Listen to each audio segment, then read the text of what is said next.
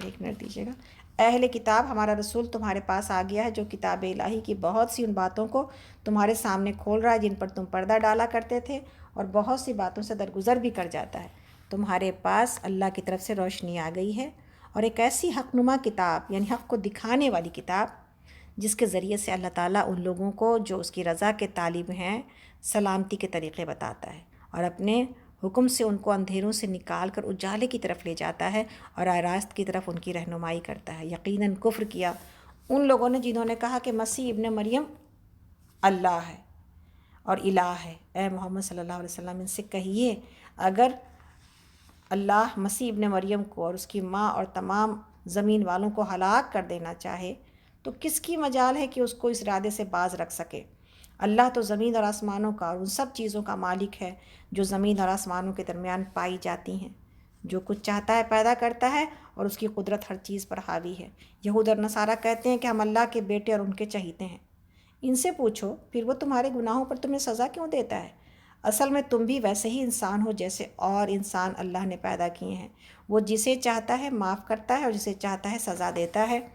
زمین اور آسمان اور ان کی ساری موجودات اس کے ملک ہیں اور اسی کی طرف سب کو جانا ہے۔ اے اہل کتاب، ہمارا یہ رسول ایسے وقت تمہارے پاس آیا ہے اور دین کی واضح اور کھلی کھلی تعلیم تمہیں دے رہا ہے، جبکہ رسولوں کی آمد کا سلسلہ ایک مدت سے بند تھا، ہے نا؟ ایسا ہی تھا نا کہ 600 سال کے بعد نبی صلی اللہ علیہ وسلم کی بعثت ہے، حضرت عیسیٰ علیہ السلام کے، تاکہ تم یہ نہ کہہ سکو کہ ہمارے پاس کوئی بشارت دینے والا اور ڈرانے والا نہیں آیا۔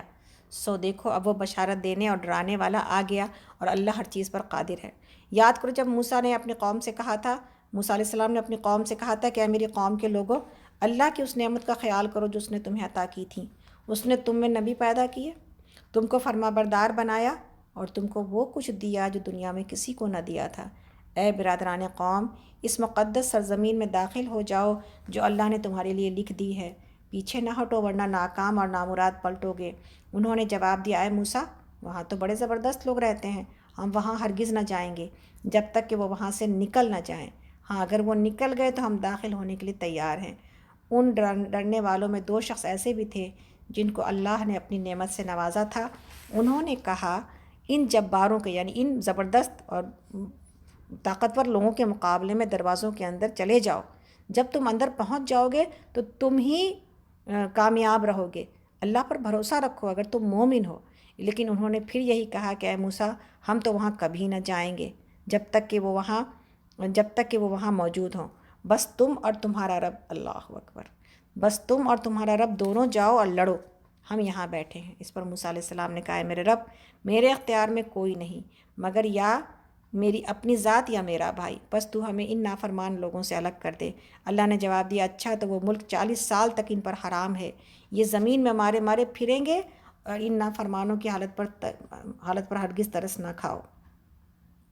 یہاں پر موسیٰ علیہ السلام کے اس واقعے کو آپ دیکھیں اور نبی کی اس مجبوری کو آپ دیکھیں، سبحان اللہ، کہ ایک ایسی امت اس کو ملی ہے جو بات بے بات پہ جو ہے وہ نافرمانی کا رویہ اختیار کرتی ہے، نبی کی بات کو ماننے سے انکار کرتی ہے۔ اس کے مقابلے میں اللہ رب العالمین نے جو نبی صلی اللہ علیہ وسلم کو جانثار صحابہ دیے تھے، اور علماء اور مفسرین اس واقعے کے مقابلے میں بدر کے واقعے کو لے کے آتے ہیں کہ کس طرح بدر کے واقعے میں جب نبی صلی اللہ علیہ وسلم جو ہے نا نکلے تھے اپنے گھر سے، تو 900 یا 1000 کا قافلہ لے کے نکلے تھے، اور وہ 900 1000 کا قافلہ تھا جس کو لیے نکلے تھے اپنے گھر سے، تو وہ قافلہ تو دوسرے راستے سے نکل گیا، لیکن انہوں نے یہ کیا کہ اسلام اور مسلمانوں کو ختم کرنے کے لیے 1000 کا لشکر مدینے کی طرف لے کے چلے، اور یہ مکہ والے سب لے کے آئے تھے۔ جب نبی صلی اللہ علیہ وسلم کو جب یہ حالت معلوم ہوئی تو آپ نے اپنے صحابہ رضی اللہ عنہم سے کہا کہ اب بتاؤ کیا کرنا چاہیے، اس لیے کہ صحابہ تو قافلے کے لیے نکلے تھے، جنگ کے لیے تھوڑی نکلے تھے، تو پوری طرح تیار نہیں تھے۔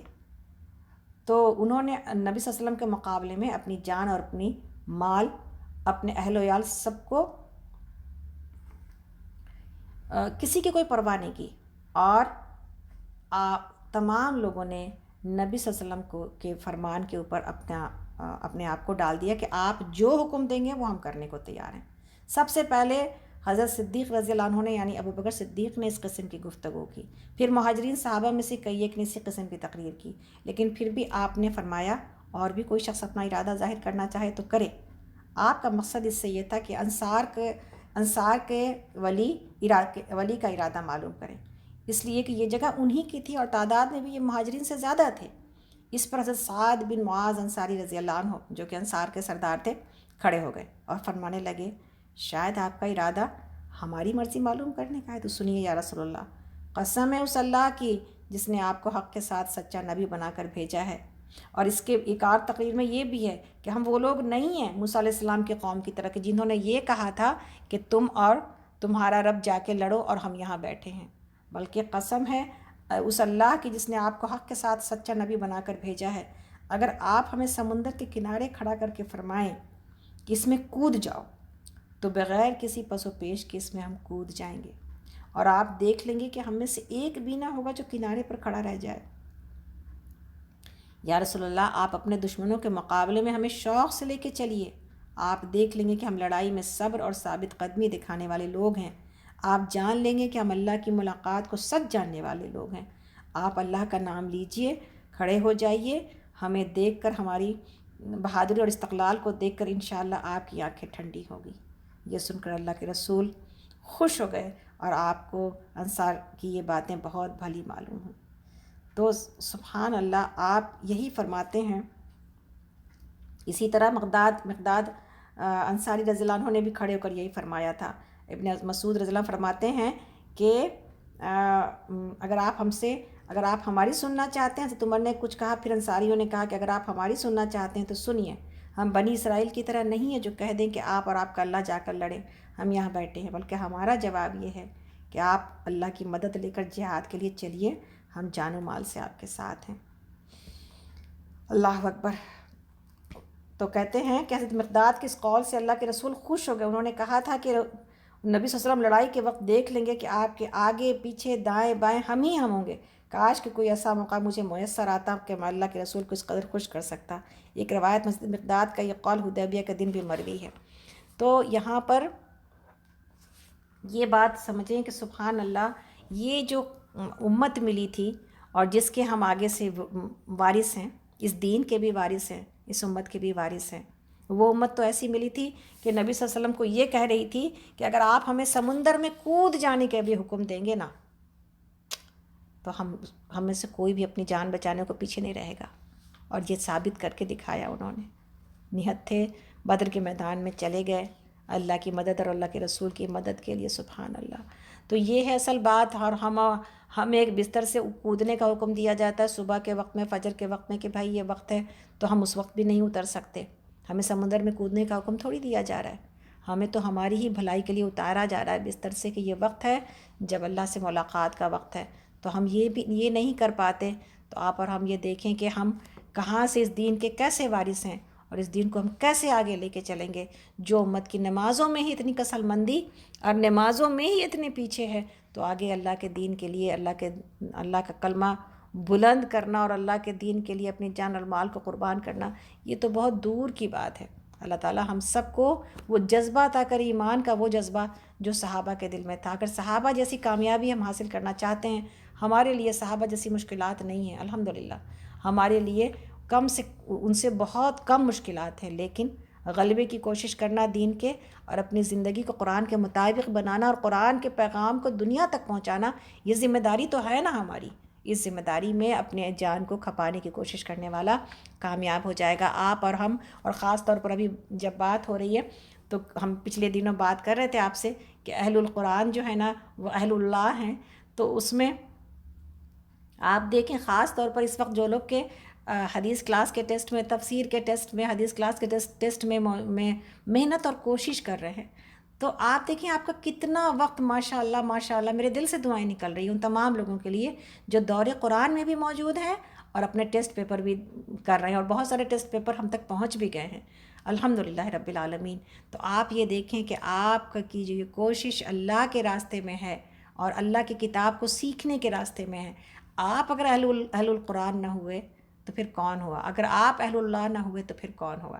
تو اہل اللہ بننے کے لیے، اہل القرآن بننے کے لیے قرآن کی طرف آنے کی ضرورت ہوتی ہے، نہ کہ یہ کہ انسان اپنی زندگی میں مگن رہے اور سمجھے کہ وہ تمام اجر حاصل کر لے گا جو یہ مشکل اور مشقت اٹھانے والے کر رہے ہیں۔ ایسا نہیں ہے، بلکہ مشکل و مشقت اٹھانے والے کہیں آگے جائیں گے۔ اللہ تعالیٰ آپ سب کو مبارک کرے۔ یہ مشقت جو آپ کر رہے ہیں، اللہ تعالیٰ آپ کی تمام زندگی میں برکت اور آپ کی تمام زندگی میں، آپ کے اولادوں میں، آپ کے ایمان میں، آپ کے صحت میں برکت عطا کرے، کہ جو کہ الحمدللہ ثم الحمدللہ جو لوگ کر رہے ہیں اور اپنے آپ کو شاباشی دیں کہ اللہ رب العالمین نے ان کو یہ موقع دیا زندگی میں کہ وہ اس مشقت سے گزر پا رہے ہیں اور اس کے لیے اپنے اندر ثبات اور اس کے اندر استقامت پاتے ہیں الحمدللہ۔ اور کوشش کر کے اہل اللہ بننے کی کوشش کریں ہم سب، کہ ہم اسی ہم اور غم اور اسی فکر میں اپنی دن رات لگائیں کہ ہم قرآن سیکھ رہے ہیں اور سکھا رہے ہیں انشاءاللہ تعالی۔ آمین یا رب العالمین۔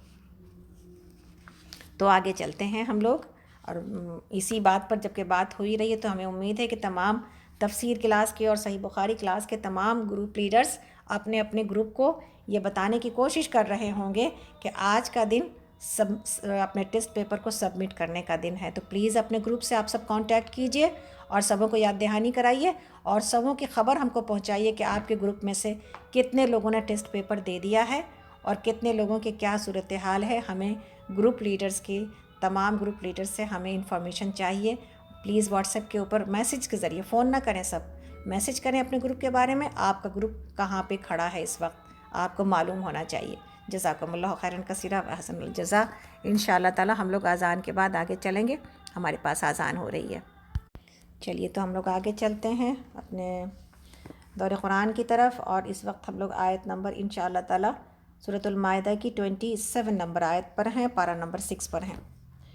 اللہ تعالیٰ فرماتے ہیں، اور ذرا انہیں آدم علیہ السلام کے 2 بیٹوں کا قصہ بھی پوری طرح سنا دیجئے۔ جب ان دونوں نے قربانی کی تو ان میں سے ایک کی قربانی قبول کی گئی اور دوسرے کی نہ کی گئی۔ اس نے کہا میں تجھے مار ڈالوں گا۔ اس نے جواب دیا اللہ تو متقیوں ہی کی نظریں قبول کرتا ہے، اگر تم مجھے قتل کرنے کے لیے ہاتھ اٹھائے گا تو میں تجھے قتل کرنے کے لیے ہاتھ نہ اٹھاؤں گا۔ میں اللہ رب العالمین سے ڈرتا ہوں، میں چاہتا ہوں کہ میرا اور اپنا گناہ تو ہی سمیٹ لے اور دوزخی بن کر رہے۔ ظالموں کے ظلم کا یہی ٹھیک بدلہ ہے۔ آخرکار اس کے نفس نے اپنے بھائی کا قتل اس کے لیے آسان کر دیا اور وہ اسے مار کر ان لوگوں میں شامل ہو گیا جو نقصان اٹھانے والے ہیں۔ پھر اللہ نے ایک کوہ بھیجا جو زمین کھودنے لگا تاکہ اسے بتائے کہ اپنے بھائی کی لاش کیسے چھپائے۔ یہ دیکھ کر وہ بولا افسوس مجھ پر، میں اس کوے جیسا بھی نہ ہو سکا کہ اپنے بھائی کی لاش چھپانے کی تدبیر نکال لیتا۔ اس کے بعد وہ اپنے کیے پر بہت پچھتایا۔ اسی وجہ سے بنی اسرائیل پر ہم نے یہ فرمان لکھ دیا تھا کہ جس نے کسی انسان کو خون کے بدلے یا زمین میں فساد پھیلانے کے سوا کسی اور وجہ سے قتل کیا، اس نے گویا تمام انسانوں کو قتل کر دیا، اور جس نے کسی کی جان بچائی اس نے گویا تمام انسانوں کو زندگی بخش دی۔ مگر ان کا حال یہ ہے کہ ہمارے رسول پے در پے ان کے پاس کھلی کھلی ہدایات لے کر آئے، پھر بھی ان میں بکثرت لوگ زمین میں زیادتیاں کرنے والے ہیں۔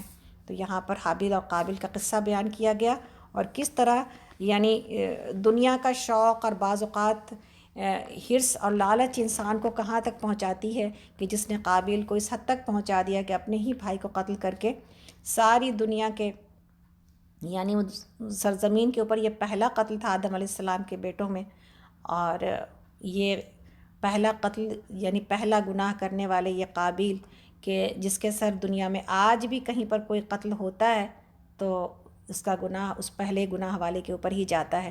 دنیا میں جو کوئی اپنے اثرات چھوڑتا ہے اور جو کسی گناہ کا آغاز کرتا ہے، رہتی دنیا تک اگر یہ گناہ ہوتا رہے گا تو اس گناہ کی سزا اس کو پہنچتی رہے گی، اس کا بھی حصہ شامل رہے گا۔ اسی طرح دنیا میں اگر کوئی نیکی کا آغاز کرتا ہے اور پھر رہتی قیامت تک جو لوگ اس نیکی کے اوپر چلتے رہیں گے اس کا اجر و ثواب اس کو ملتا ہی رہے گا۔ اس لیے بہت سارے لوگ جو کہتے ہیں کہ ہم جو ہے وہ یہ جو دعا ہے اس میں نبی صلی اللہ علیہ وسلم کے لیے تو دعا کرنے کی ہے ہمیں ضرورت، ہم نبی صلی اللہ علیہ وسلم کے لیے جو درود پڑھتے ہیں یہی درود ہے اور یہی دعا ہے جو ہم ان کے لیے کرتے ہیں۔ ان کے لیے جتنے بھی اسلام والے اور جتنے مسلمان ہیں قیامت تک جو لوگ دین کے اوپر چلتے رہیں گے سب کا اجر و ثواب نبی صلی اللہ علیہ وسلم تک پہنچے گا، اور اس کے بعد ان تمام لوگوں تک پہنچے گا جنہوں نے اس سلسلے میں جہاں کہیں بھی اپنا حصہ ڈالا ہے۔ اسی طرح اس قافلے میں انشاءاللہ ہم بھی اپنا حصہ ڈالیں، تاکہ یہ جو قافلہ نیکیوں کا آگے نیکی کو پہنچانے کی کوشش کر رہا ہے، ابھی ہم پیچھے یہ پڑھا یہ آیت کہ نیکی کے مددگار بنو، برائی کے مددگار نہ بنو۔ تو یہ جو اللہ رب العالمین کو کہ دین کو آگے پہنچانا اور قرآن کی تعلیمات کو جو آگے پہنچانے کا جو سلسلہ ہے، اس قافلے سے آپ اور ہم بھی جڑ گئے ہیں الحمدللہ رب العالمین۔ تو اب اس قافلے میں انشاءاللہ تعالیٰ یہ جو سلسلہ یہاں تک پہنچا ہے، اور پھر آگے ہمارے پاس سے آگے جہاں تک جائے گا انشاءاللہ ہمارا سلسلہ بھی، ہمارے اثرات بھی اس میں شامل ہوں گے۔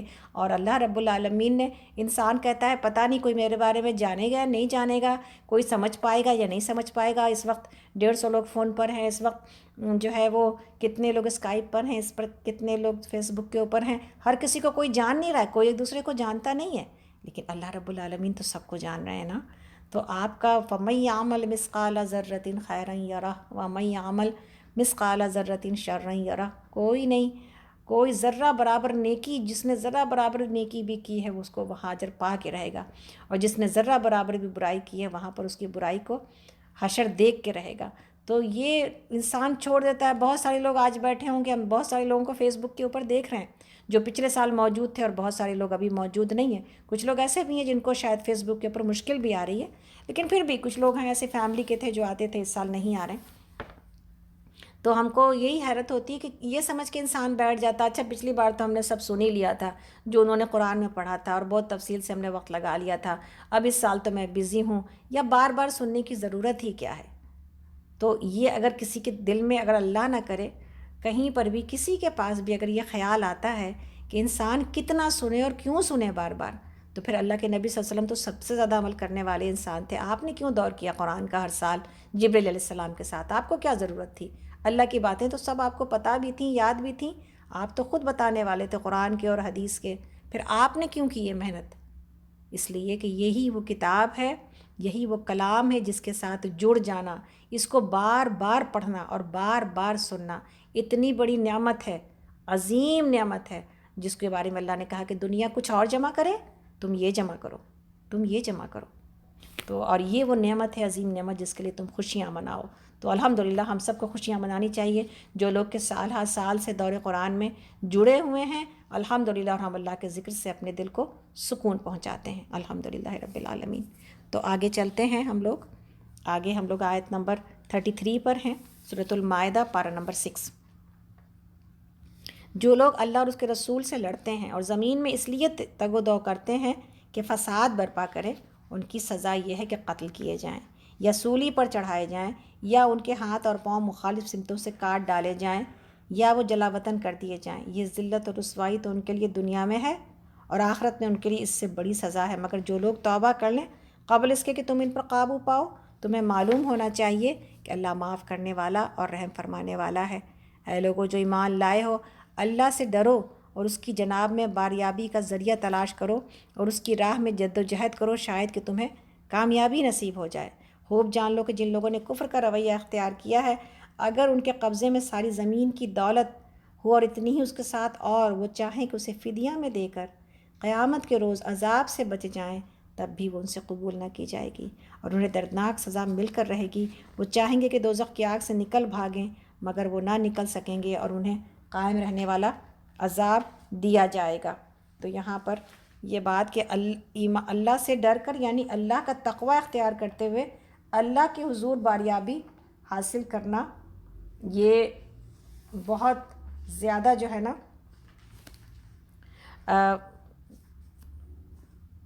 ضروری ہے۔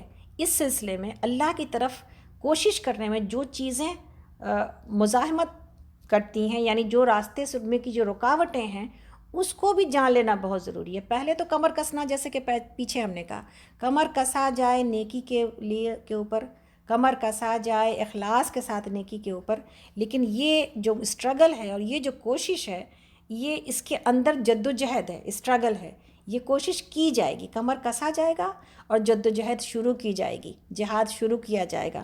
لیکن مومن ایک ہی محاذ کے اوپر، ایک ہی بیٹل فیلڈ کے اوپر نہیں ہوتا، بلکہ ایمان کو خطرہ چار طرف سے ہے، ہم کو اور آپ کے ایمان کو خطرہ بہت سمتوں سے ہے۔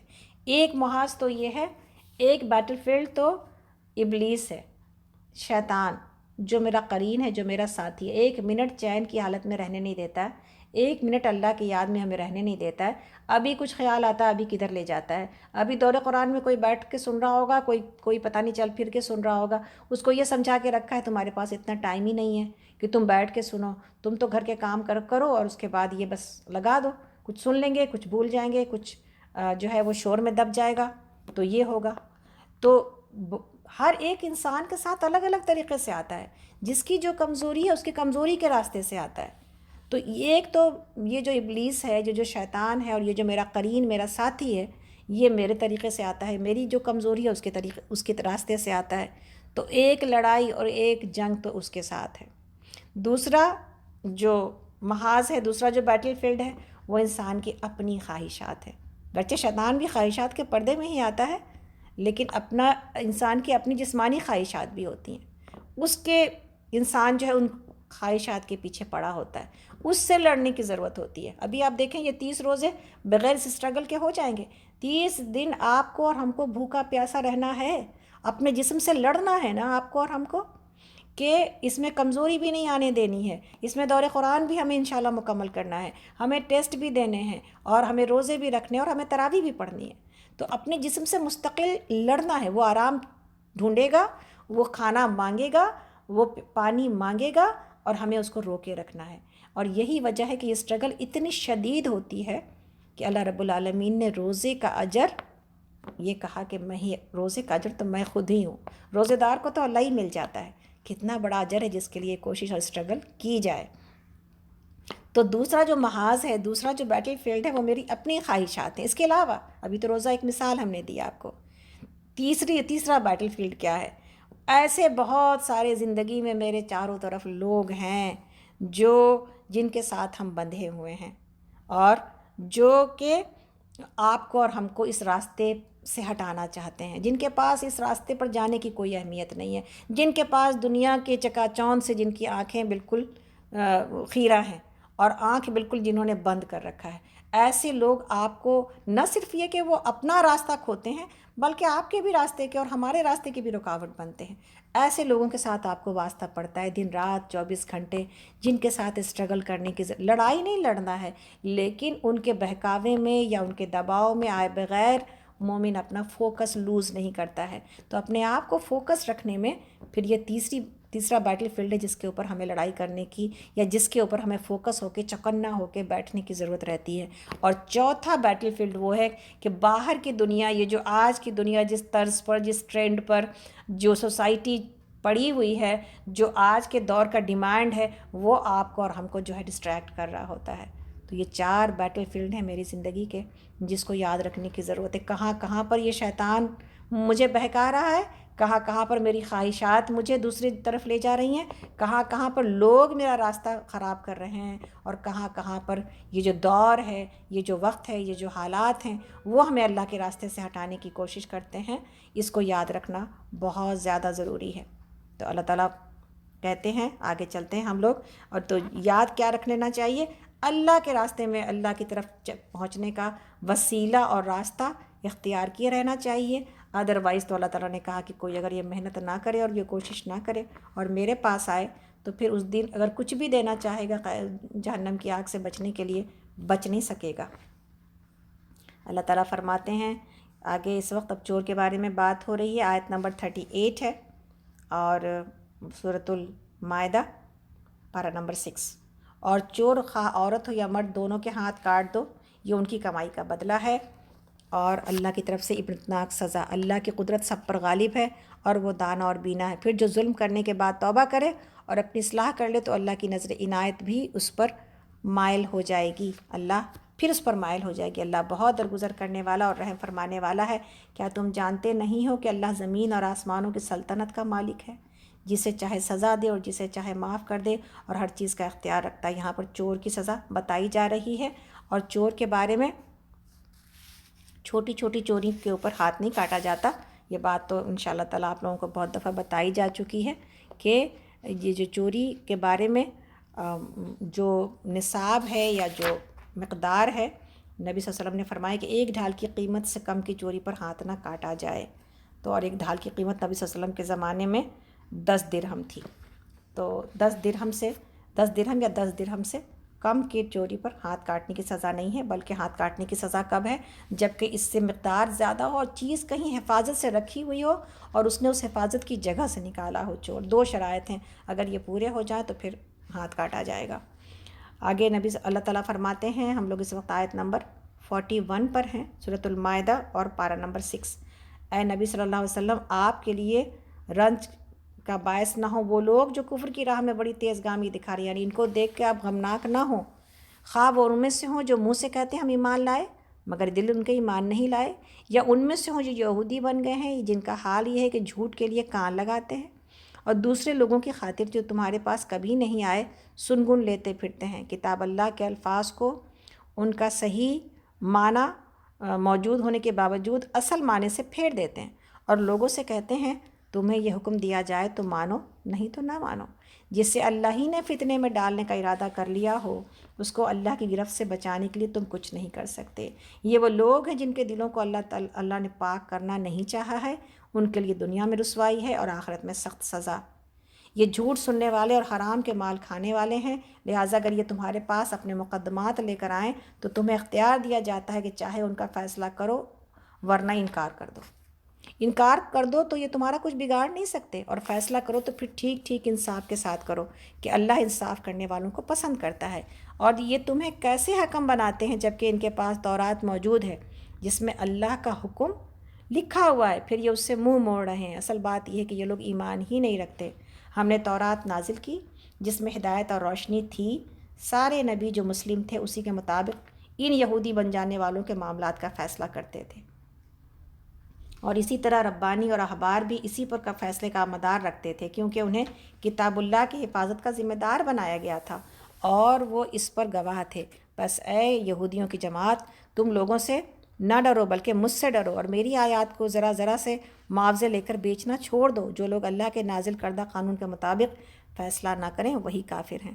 تورات میں ہم نے یہودیوں پر یہ حکم لکھ دیا تھا کہ جان کے بدلے جان، آنکھ کے بدلے آنکھ، ناک کے بدلے ناک اور کان کے بدلے کان اور دانت کے بدلے دانت، اور تمام زخموں کے لیے برابر کا بدلہ. پھر جو قصاص کا صدقہ دے کر وہ اس کے لیے کفارہ ہے، اور جو لوگ اللہ کے نازل کردہ قانون کے مطابق فیصلہ نہ کریں وہی ظالم ہیں. پھر ہم نے ان پیغمبروں کے بعد مریم علیہ السلام کے بیٹے عیسیٰ علیہ السلام کو بھیجا. تورات میں سے جو کچھ اس کے سامنے موجود تھا وہ اس کی تصدیق کرنے والا تھا، اور ہم نے اس کو انجیل عطا کی جس میں رہنمائی اور روشنی تھی، اور وہ بھی تورات میں سے جو کچھ اس وقت موجود تھا اس کی تصدیق کرنے والی تھی، اور خدا ترس لوگوں کے لیے سراسر ہدایت اور نصیحت تھی. ہمارا حکم تھا کہ اہل انجیل اس قانون کے مطابق فیصلہ کریں جو اللہ نے اس میں نازل کیا ہے، اور جو لوگ اللہ کے نازل کردہ قانون کے مطابق فیصلہ نہ کریں وہی فاسق ہیں. یعنی ان آیات میں ہم نے کیا دیکھا ہے؟ ان آیات سے یہ بات سمجھ میں آتی ہے کہ جب کتاب نازل کی جاتی ہے کسی امت کے اوپر تو پھر قانون کے سارے فیصلے اللہ کے قانون کے مطابق ہونے چاہیے. زندگی کے سارے فیصلے اللہ کے قانون کے مطابق ہونے چاہیے. جب تورات نازل ہوئی اللہ تعالیٰ نے یہی حکم دیا کہ اسی کے مطابق فیصلہ کیا جائے. جب انجیل نازل ہوئی یہی حکم تھا کہ اسی کے مطابق فیصلہ کیا جائے. اور جب قرآن نازل ہوا تو مسلمانوں کے فیصلے قرآن کے مطابق ہونے چاہیے، یعنی شرعی فیصلہ نافذ ہونا چاہیے، شرعی قانون نافذ ہونا چاہیے مسلمان ممالک میں. اور اگر ایسا نہیں ہے تو 3 وعید سنائی جا رہی ہے. جو لوگ اللہ سے کے نازل کردہ قانون کے مطابق فیصلہ نہیں کریں وہی کافر ہیں، وہی ظالم ہیں اور وہی فاسق ہیں. تو پھر آپ دیکھیں کہ پھر ہمارے ملکوں کا کیا حال ہے. اللہ رب العالمین مسلمانوں کو ہدایت عطا کرے، آمین. اللہ تعالیٰ فرماتے ہیں، ہم لوگ اس وقت آیت نمبر 48 پر ہیں، سورۃ المائدہ اور پارہ نمبر 6. پھر اے محمد صلی اللہ علیہ وسلم، ہم نے آپ کی طرف یہ کتاب بھیجی ہے جو حق لے کر آئی ہے، اور الکتاب میں سے جو کچھ اس کے آگے موجود ہے اس کی تصدیق کرنے والی اور اس کے محافظ اور نگہبان ہے. لہٰذا آپ اللہ کے نازل کردہ قانون کے مطابق لوگوں کے معاملات کا فیصلہ کیجیے، اور جو حق آپ کے پاس آیا ہے اس سے منہ موڑ کر ان کی خواہشات کی پیروی نہ کیجیے. ہم نے تم میں سے ہر ایک کے لیے ایک شریعت اور ایک راہ عمل مقرر کی. اگرچہ تمہارا اللہ چاہتا تو تم سب کو ایک امت بھی بنا سکتا تھا، لیکن اس نے یہ اس لیے کیا کہ جو کچھ اس نے تم لوگوں کو دیا ہے اس میں تمہاری آزمائش کرے، لہٰذا بھلائیوں میں ایک دوسرے سے سبقت لے جانے کی کوشش کرو، آخرکار تم سب کو اللہ کی طرف پلٹ کر جانا ہے، پھر وہ تمہیں اصل حقیقت بتا دے گا جس میں تم اختلاف کر رہے ہو۔ پس اے محمد صلی اللہ علیہ وسلم، آپ اللہ کے نازل کردہ قانون کے مطابق ان لوگوں کے معاملات کا فیصلہ کیجیے اور ان کی خواہشات کی پیروی نہ کیجیے۔ ہوشیار رہیے کہ یہ لوگ آپ کو فتنے میں ڈال کر اس ہدایت سے ذرہ برابر بھی ہٹانے نہ پائیں جو اللہ نے آپ کی طرف نازل کی ہے۔ پھر اگر یہ اس سے منہ موڑیں تو جان لیجئے کہ اللہ نے ان کے بعض گناہوں کی پاداش میں ان کو مصیبت میں مبتلا کرنے کا ارادہ ہی کر لیا ہے، اور حقیقت یہ ہے کہ ان لوگوں میں سے اکثر فاسق ہیں۔ اگر یہ اللہ کے قانون سے منہ موڑتے ہیں تو کیا پھر جاہلیت کا فیصلہ چاہتے ہیں؟ حالانکہ جو لوگ اللہ پر یقین رکھتے ہیں ان کے نزدیک اللہ سے بہتر فیصلہ کرنے والا کوئی نہیں ہے۔ اے لوگوں جو ایمان لائے ہو، یہودیوں اور عیسائیوں کو اپنا رفیق نہ بناؤ، یہ آپس ہی میں ایک دوسرے کے رفیق ہیں، اور اگر تم میں سے کوئی ان کو اپنا رفیق بناتا ہے تو اس کا شمار بھی پھر انہی میں ہے۔ یقیناً اللہ ظالموں کو اپنی رہنمائی سے محروم کر دیتا ہے۔ تم دیکھتے ہو کہ جن کے دلوں میں نفاق کی بیماری ہے وہ انہی میں دوڑ دھوپ کرتے پھرتے ہیں، کہتے ہیں ہمیں ڈر لگتا ہے کہیں ہم کسی مصیبت کے چکر میں نہ پھنس جائیں، مگر دور نہیں ہے کہ اللہ جب تمہیں فیصلہ کن فتح بخشے گا یا اپنی طرف سے کوئی اور بات ظاہر کرے گا تو یہ لوگ اپنے اس نفاق پر جسے یہ دلوں میں چھپائے ہوئے ہیں نادم ہوں گے، یعنی شرمندہ ہوں گے۔ اس وقت اہل ایمان کہیں گے کیا یہ وہی لوگ ہیں جو اللہ کے نام سے کڑی کڑی قسمیں کھا کر یقین دلاتے تھے کہ ہم تمہارے ساتھ ہیں؟ ان کے سب اعمال ضائع ہو گئے اور آخرکار یہ ناکام اور نامراد ہو کر رہے۔ اے لوگوں جو ایمان لائے ہو، اگر تم میں سے کوئی اپنے دین سے پھرتا ہے تو پھر جائے، اللہ اور بہت سے لوگ ایسے پیدا کر دے گا جو اللہ کو محبوب ہوں گے اور اللہ ان کو محبوب ہوگا، جو مومنوں پر نرم اور کفار پر سخت ہوں گے، جو اللہ کی راہ میں جدوجہد کریں گے اور کسی ملامت کرنے والے کی ملامت سے نہ ڈریں گے۔ یہ اللہ کا فضل ہے، جسے چاہتا ہے عطا کرتا ہے، اللہ وسیع ذرائع کا مالک ہے اور سب کچھ جانتا ہے۔ تمہارے رفیق تو حقیقت میں صرف اللہ اور اللہ کا رسول اور وہ اہل ایمان ہیں جو نماز قائم کرتے ہیں، زکوٰۃ دیتے ہیں اور اللہ کے آگے جھکنے والے ہیں، اور جو اللہ اور اس کے رسول اور اہل ایمان کو اپنا رفیق بنا لے اسے معلوم ہو کہ اللہ کی جماعت ہی غالب رہنے والی یعنی کامیاب رہنے والی ہے۔ یعنی یہاں پر ہمیں اور آپ کو اللہ سے دوستی کرنے کی جو ہے وہ ترغیب دی جا رہی ہے، اللہ کے رسول سے دوستی کرنے کی، اور ایسے اہل ایمان سے، نیکوکار صالحین سے دوستی کرنے کی ترغیب دی جا رہی ہے۔ اللہ رب العالمین ہمیں انہی کے ساتھ رکھے اور انہی کے ساتھ اٹھائے، آمین۔ آگے چلتے ہیں، اللہ تعالیٰ فرماتے ہیں آیت نمبر 57 میں سورۃ المائدہ اور پارہ نمبر 6، اے لوگوں جو ایمان لائے ہو، تمہارے پیش رو اہل کتاب میں سے جن لوگوں نے تمہارے دین کو مذاق اور کھیل کا سامان بنا لیا ہے، انہیں اور دوسرے کافروں کو اپنا دوست اور رفیق نہ بناؤ۔ اللہ سے ڈرو اگر تم مومن ہو۔ جب تم نماز کے لیے آواز لگاتے ہو تو وہ اس کا مذاق اڑاتے ہیں اور اس سے کھیلتے ہیں، اس کی وجہ یہ ہے کہ وہ عقل نہیں رکھتے۔ ان سے کہو اے اہل کتاب، تم جس بات پر ہم سے بگڑے ہو وہ اس کے سوا اور کیا ہے کہ ہم اللہ پر اور دین کی اس تعلیم پر ایمان لے آئے ہیں جو ہماری طرف نازل ہوئی ہے اور ہم سے پہلے بھی نازل ہوئی تھی، اور تم میں سے اکثر لوگ فاسق ہیں۔ پھر کہو کیا میں ان لوگوں کی نشاندہی کروں جن کا انجام اللہ کے ہاں فاسقوں کے انجام سے بھی بدتر ہے؟ وہ جن پر اللہ نے لعنت کی، جن پر ان کا غضب ٹوٹا، جن میں سے بندر اور سور بنائے گئے، جنہوں نے طاغوت کی بندگی کی، اور ان کا درجہ اور بھی زیادہ برا ہے اور وہ سواء سبیل سے بہت زیادہ بھٹکے ہوئے ہیں۔ جب یہ لوگ تمہارے پاس آتے ہیں تو کہتے ہیں کہ ہم ایمان لائے، حالانکہ کفر لیے ہوئے آئے تھے اور کفر ہی لیے ہوئے واپس گئے، اور اللہ خوب جانتا ہے جو کچھ یہ دلوں میں چھپائے ہوئے ہیں۔ تم دیکھتے ہو کہ ان میں سے بکثرت لوگ گناہ اور ظلم اور زیادتی کے کاموں میں دوڑ دھوپ کرتے پھرتے ہیں اور حرام کے مال کھاتے ہیں۔ بہت بری حرکات ہیں جو یہ کر رہے ہیں۔ کیوں ان کے علماء اور مشائخ انہیں گناہ پر زبان کھولنے اور حرام کھانے سے نہیں روکتے؟ یقیناً یہ بہت برا کارنامہ زندگی ہے جو وہ تیار کر رہے ہیں۔ یعنی یہاں پر بار بار نفاق کی حالت کو برا کہا گیا ہے، اس وقت کے منافقوں کے اعتبار سے اور آج کے دور میں ہمارے اور آپ کے اعتبار سے۔ اگر دل کے اندر ایمان اس طرح نہیں ہے جس طرح ہونا چاہیے، اور انسان اپنے آپ کو شو کرتا ہے کہ وہ اتنا ایمان والا ہے، یا دل کے اندر سچائی نہیں ہے، محبت نہیں ہے، اور ہم کسی کو دھوکہ دیتے ہیں دوست بن کر کے، تو کوئی بھی عملی یا تو ایمان کے اعتبار سے عمل ہو یا معاملات کے اعتبار سے عمل ہو، کہیں پر اس کی گنجائش نہیں ہے۔ اللہ تعالیٰ نے بار بار اس کی جو ہے نا تب یہود اور نصارہ کے سے ملامت کی ہے اور لعنت کی ہے ان کو، اور اس کے علاوہ بھی ایسے لوگوں کے اوپر ہے جو یہ حرکات کرتے ہیں۔ اللہ رب العالمین آگے فرماتے ہیں، آیت نمبر ہم لوگ 63-4 پر ہیں۔ یہودی کہتے ہیں اللہ کے ہاتھ بندھے ہوئے ہیں، باندھے گئے ان کے ہاتھ، اور لعنت پڑی ان پر اس بکواس کی بدولت جو یہ کرتے ہیں۔ اللہ کے ہاتھ تو کشادہ ہیں، جس طرح چاہتا ہے خرچ کرتا ہے۔ حقیقت یہ ہے کہ جو کلام تمہارے رب کی طرف سے تم پر نازل ہوا ہے، ان میں سے اکثر لوگوں کی سرکشی اور باطل پرستی میں الٹے اضافے کا سبب بن گیا ہے، اور اس کی پاداش میں ہم نے ان کے درمیان قیامت تک کے لیے عداوت اور دشمنی ڈال دی ہے۔ جب کبھی یہ جنگ کی آگ بھڑکاتے ہیں، اللہ اس کو ٹھنڈا کر دیتا ہے۔ یہ زمین میں فساد پھیلانے کی کوشش کر رہے ہیں، مگر اللہ فساد برپا کرنے والے کو ہرگز پسند نہیں کرتا۔ اگر یہ اہل کتاب ایمان لے آتے، بہت ہی مشہور آیت ہے، آیت نمبر 65 سورۃ المائدہ، اور یہ ہر اہل کتاب کے لیے ہے، ہم بھی اہل کتاب ہیں اور ہمارے لیے بھی یہی آیت ہے۔ کیا ہے آیت؟ اللہ تعالیٰ کہتے ہیں اگر یہ اہل کتاب ایمان لے آتے اور خدا ترسی کی، یعنی اللہ سے ڈرتے ہوئے وہ رویہ اختیار کرتے، تو ہم ان کی برائیاں ان سے دور کر دیتے، ان کو نعمت بھری جنتوں میں پہنچاتے۔ کاش انہوں نے تورات، انجیل اور ان دوسری کتابوں کو قائم کیا ہوتا جو ان کے رب کی طرف سے ان کے پاس بھیجی گئی تھیں۔ ایسا کرتے تو ان کے لیے اوپر سے رزق برستا اور نیچے سے ابلتا۔ اگرچہ ان میں کچھ لوگ راست رو بھی ہیں، لیکن ان کی اکثریت سخت بد عمل ہے۔ یعنی اگر پوچھا جائے آج کے دور میں انسانیت کیوں سسک رہی ہے، ہاں مسلمان ممالکوں کا برا حال کیوں ہے، برکت کہاں سے آئے گی، اللہ کی مدد کہاں سے آئے گی، جواب کیا ہے؟ جواب اس آیت میں موجود ہے۔ اور یہ صرف ملک کے اعتبار سے ہم کہیں بھئی ملک تو نہیں نا نافذ کرتے قانون، تو ہم کیا کریں، ہم تو مجبور ہیں، ملک اگر نہیں نافذ کرتے قرآن کو تو ہم تو مجبور ہیں۔ جواب کیا ہے اس کا؟ اپنی زندگی پر تو اسلام کا قانون نافذ کریں نا، پھر اپنی زندگی کے برکتوں کو دیکھیں، محسوس کریں، اللہ کی بتائی ہوئی باتوں پر چلیں، اللہ کی پسند کی طرف دوڑیں، اور پھر دیکھیں اپنی زندگی میں برکت۔ تو یہ برکت صرف ملکی اعتبار سے نہیں آتی، یہ برکت انفرادی اعتبار سے بھی آتی ہے اور انڈیویجولی بھی آتی ہے۔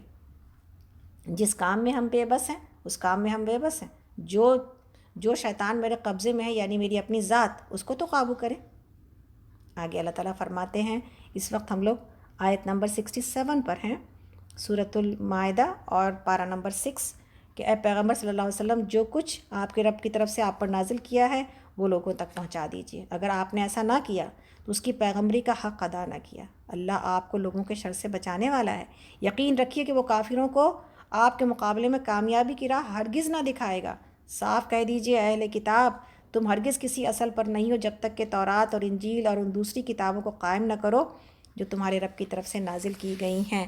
ضرور ہے کہ یہ فرمان جو تم پر نازل کیا گیا ہے ان میں سے اکثر کی سرکشی اور انکار کو اور زیادہ بڑھا دے گا، مگر انکار کرنے والوں کے حال پر کچھ افسوس نہ کیجیے۔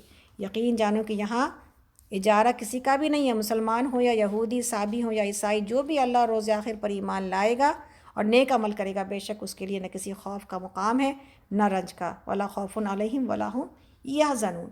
ہم نے بنی اسرائیل سے پختہ عہد لیا اور ان کی طرف بہت سے رسول بھیجے، مگر جب کبھی ان کے پاس کوئی رسول ان کی خواہشات نفس کے خلاف کچھ لے کر آیا تو کسی کو انہوں نے جھٹلایا اور کسی کو قتل کر دیا، اور اپنے نزدیک یہ سمجھے کہ کوئی فتنہ رونما نہ ہوگا، اس لیے اندھے اور بہرے بن کر رہ گئے۔ پھر اللہ نے انہیں معاف کیا تو ان میں سے اکثر لوگ اور زیادہ اندھے اور بہرے بنتے چلے گئے۔ اللہ ان کی یہ سب حرکات دیکھتا رہا ہے۔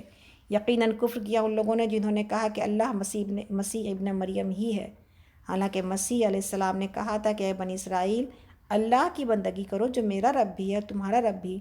جس نے اللہ کے ساتھ کسی کو شریک ٹھہرایا اس پر اللہ نے جنت حرام کر دی اور اس کا ٹھکانہ جہنم ہے، اور ایسے ظالموں کا کوئی مددگار نہیں ہوگا۔ یقیناً کفر کیا ان لوگوں نے جنہوں نے کہا کہ اللہ تین میں کا ایک ہے، حالانکہ ایک اللہ کے سوا کوئی الہ نہیں ہے۔ اگر یہ لوگ اپنی ان باتوں سے باز نہ آئے تو ان میں سے جس نے کفر کیا ہے اس کو دردناک سزا دی جائے گی۔ پھر کیا یہ اللہ سے توبہ نہ کریں گے اور اس سے معافی نہ مانگیں گے؟ اللہ بہت درگزر فرمانے والا اور رحم کرنے والا ہے۔ مسیح ابن مریم اس کے سوا کچھ نہیں کہ بس ایک رسول تھے، اس سے پہلے اور بھی بہت سے رسول گزر چکے تھے۔ ان کی ماں ایک راست باز عورت تھیں اور وہ دونوں کھانا کھاتے تھے۔ دیکھو ہم کس طرح ان کے سامنے حقیقت کی نشانیاں واضح کرتے ہیں، پھر دیکھو کدھر الٹے پھرے جاتے ہیں۔ ان سے کہو کیا تم اللہ کو چھوڑ کر اس کی پوجا کرتے ہو جو نہ تمہارے لیے نقصان کا اختیار رکھتا ہے نہ نفع کا، یعنی فائدے اور نقصان کا کوئی جو اختیار ہی نہیں ہے اس کے پاس، حالانکہ سب کہ سننے والا اور سب کچھ جاننے والا تو اللہ ہی ہے۔ کہو اے اہل کتاب، اپنے دین میں ناحق غلو نہ کرو اور ان لوگوں کے خیالات کی پیروی نہ کرو جو تم سے پہلے خود گمراہ ہوئے اور بہتوں کو گمراہ کیا اور سوا سبیل سے بھٹک گئے۔ اور بنی اسرائیل میں سے جن لوگوں نے کفر کی راہ اختیار کی، ان پر داؤد علیہ السلام اور عیسیٰ ابن مریم کی زبان سے لعنت کی گئی، کیونکہ یہ سرکش ہو گئے تھے اور زیادتیاں کرنے لگے تھے۔ انہوں نے ایک دوسرے کو برے افعال کے ارتکاب سے روکنا چھوڑ دیا تھا۔ برا طرز عمل تھا جو انہوں نے اختیار کیا۔ آج تم ان میں بکثرت ایسے لوگ دیکھتے ہو جو اہل ایمان کے مقابلے میں کفار کی حمایت اور رفاقت کرتے ہیں۔ یقیناً بہت برا انجام ہے جس کی تیاری ان کے نفسوں نے یا ان کے جانوں نے ان کے لیے کی ہے۔ اللہ ان پر غضبناک ہو گیا ہے اور وہ ہمیشہ کے عذاب میں مبتلا ہونے والے ہیں۔ اگر یہ لوگ اللہ اور رسول اور اس چیز کے ماننے والے ہوتے جو رسول پر نازل ہوئی تھی تو کبھی اہل ایمان کے مقابلے میں کافروں کو اپنا رفیق نہ بناتے، مگر ان میں سے تو بیشتر لوگ اللہ کی اطاعت سے نکل چکے ہیں۔ یعنی جہاں پر ان آیات میں یہ ذمہ داری لوگوں کی ہے کہ وہ اپنے آپ کو ٹھیک کریں، وہیں پر علماء اور مشائخ کی ہے کہ علم والے لوگوں کی ذمہ داری یہ ہے کہ لوگوں کو برائی سے روکیں، ادروائز تو برائی جو پھیل جاتی ہے اور روکی نہیں جاتی تو پھر اس میں وہ بھی برابر کے شریک ہو جاتے ہیں جنہوں نے اس کو روکا نہیں تھا۔ ہم سب کے قانون کی تفصیل پڑھ کے آ چکے ہیں، اس لیے ان تمام آیات میں اور تمام جو الحمدللہ ہم لوگوں نے آج یہاں تک پڑھا ہے، اور ہم اللہ کا شکر ہے کہ آج ہم چھٹا پارہ مکمل کر پائے ہیں۔ جو چیزیں ہم لوگوں نے دیکھی ہے اور پڑھی ہے اس میں، اس کو انشاءاللہ تعالیٰ ایک نظر خلاصہ دیکھ لیتے ہیں۔ الحمدللہ یہاں پر ہمارا سبق آج پورا ہوتا ہے۔ کل ہم اس کے آیت نمبر جو ہے وہ 82 سے شروع کریں گے، سورۃ المائدہ سے۔ تو ہم نے کیا پڑھا آج؟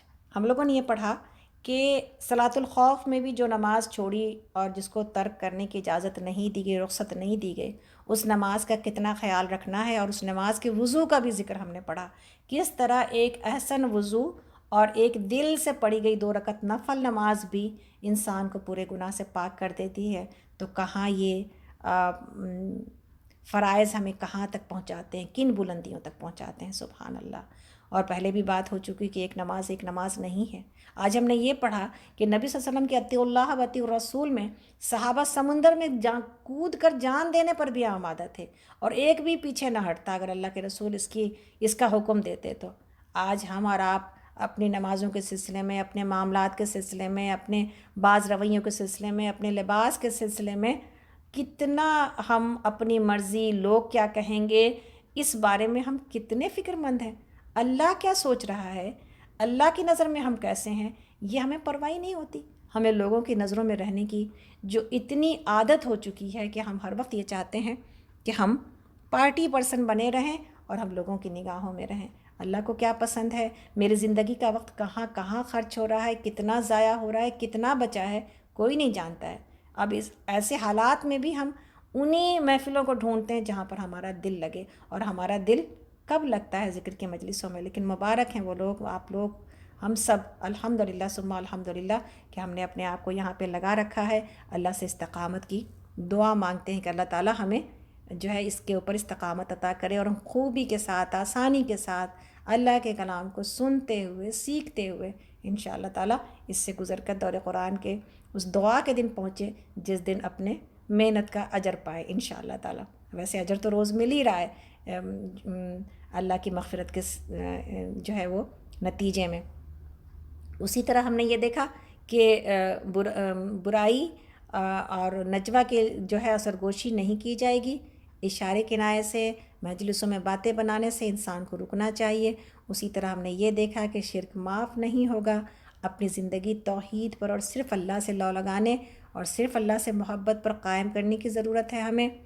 اسی طرح ہم نے یہ دیکھا کہ گھریلو معاملات میں میاں بیوی، شوہر بیوی اصرار اور قربانی اور صبر کے ساتھ، سیکریفائس اور پیشنس کے ساتھ زندگی گزاریں گے، اور صلح اللہ کو پسند ہے، اسی کی کوشش جاری رکھی جائے گی۔ اسی طرح ہم نے یہ دیکھا کہ اللہ رب العالمین کو یہ بات پسند ہے کہ حق بولا جائے اور انصاف کی بات اپنی زبان سے نکالی جائے اور انصاف کیا جائے۔ اسی طرح ہم نے یہ بھی دیکھا کہ اللہ رب العالمین نے کہا کہ اگر تم شکر گزار کرو تو مجھے کیا پڑی کہ میں تم کو عذاب دوں۔ تو شکر گزاری میں نجات ہے اور شکر گزاری میں برکت ہے۔ وَإِن شَكَرْتُمْ لَأَزِيدَنَّكُمْ، اگر تم شکر کرو گے تو میں تم کو اور دوں گا۔ اسی طرح یہ ہم نے سیکھا کہ برائی کے اوپر زبان نہیں کھولی جائے۔ اسی طرح ہم نے یہاں یہ سیکھا کہ دین مکمل ہو چکا ہے، تو دین سیکھتے ہیں انشاءاللہ تعالیٰ اور اپنے آپ کو بدعات سے بچاتے ہیں اور اپنے ماحول میں بدعات کی نفی کرتے ہیں، اس لیے کہ ہمارا کام ہی یہی ہے کہ خیر کنتم خیر امت اخرجت للناس تامرون بالمعروف وتنہون عن المنکر وتؤمنون باللہ۔ تم ہو وہ بہترین امت، خیر امت، جو برائیوں سے روکنے والے، نیکیوں کی طرف بلانے والے، اور کیا ہے، اللہ پر ایمان رکھنے والے ہو۔ تو یہ ساری چیزیں ہیں جو میری اور آپ کی ذمہ داری ہیں انشاءاللہ تعالیٰ۔ ایک انسان کی ذمہ داری نہیں ہے، ہم سب کی ذمہ داری ہے، اس کو آگے بڑھاتے ہیں دور قرآن کو، لوگوں کو اللہ کی طرف بلانے میں انشاءاللہ تعالیٰ۔ جب جس سے بھی ملاقات ہو داعی اللہ بن جائیں، جس سے بھی فون پر بات ہو داعی اللہ بن جائیں انشاءاللہ تعالیٰ۔ اللہ تعالیٰ ہم سب کو اس پر عمل کرنے کی توفیق عطا کرے۔ اسی طرح یہ بات ہو چکی ہے لیکن دوبارہ سے جتنے بھی گروپ لیڈرز ہیں دونوں کلاسز کے، صحیح بخاری اور تفسیر کے، اپنے گروپس کے ساتھ ضرور کانٹیکٹ کریں اور میرے پاس آپ کے میسیجز آنے چاہیے، آپ کا گروپ ٹیسٹ کے اعتبار سے کہاں پر ہے اور اس سلسلے میں آپ کی کیا کوششیں ہیں اپنے گروپ کے ساتھ۔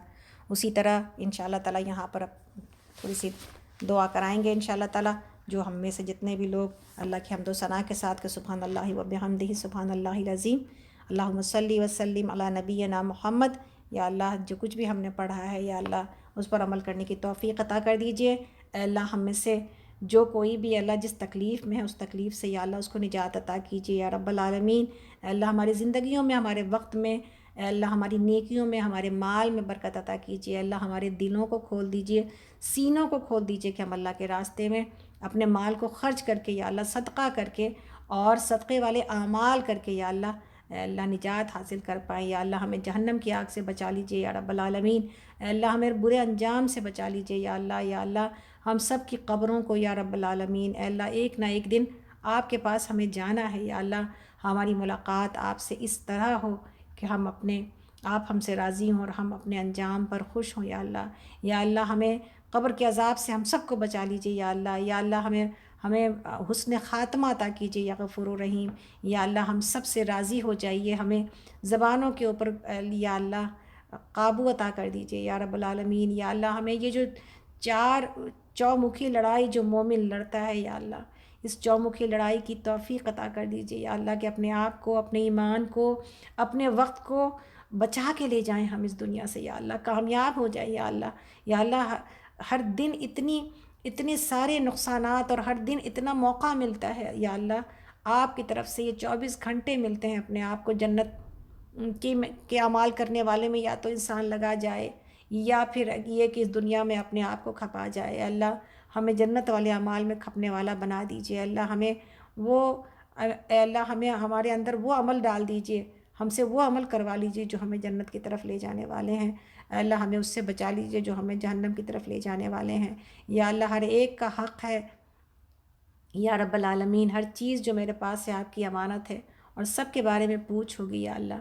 یا رب العالمین اللہ اپنے تمام نعمتوں کو آپ کے راستے میں استعمال کرنے والا بنا دیجیے یا رب العالمین۔ ہم سب میں سے ہر کسی کو یا اللہ عافیت اور عزت و عافیت والی، امن و امان والی زندگی عطا کیجیے یا اللہ۔ یا رب العالمین ہم سبوں کو یا اللہ داعی اللہ بنا دیجیے یا رب العالمین۔ اللہ ہمارے گھروں کی اور ہمارے بچوں کی، ہمارے نسلوں کی حفاظت کیجیے شیطان مردود سے، اس دور کے ماحول سے یا رب العالمین۔ اللہ ہماری نسلوں کو ایمان سے نواز دیجیے یا اللہ، اپنا تعارف کرا دیجیے یا اللہ، اپنے دین سے محبت عطا کر دیجیے ہم سب کو یا اللہ۔ یا اللہ ہمیں اپنا اہل اور اپنی فیملی بنا لیجیے یا اللہ، ہمیں اہل القرآن بنا دیجیے یا اللہ۔